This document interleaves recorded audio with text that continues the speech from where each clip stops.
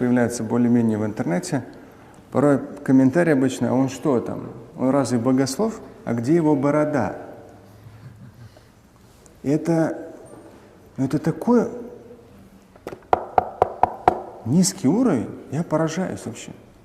Просто поражаюсь. 600 с лишним страниц Священного Корана. Огромное количество смыслов. Бороды вообще нету там. Десятки тысяч хадисов.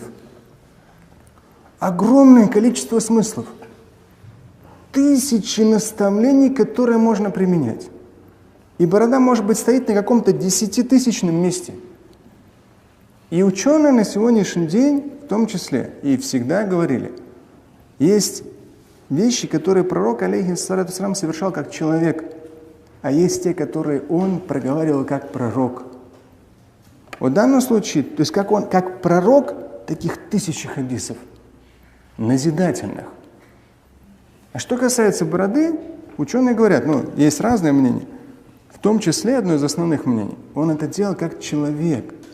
Даже если он говорил, отпускайте бороду, да, но это не является чем-то там самым главным.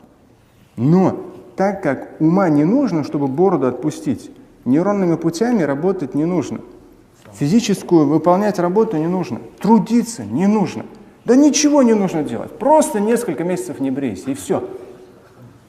Но зато все будут на тебя смотреть и говорить, какой набожный человек. Поразительно вообще.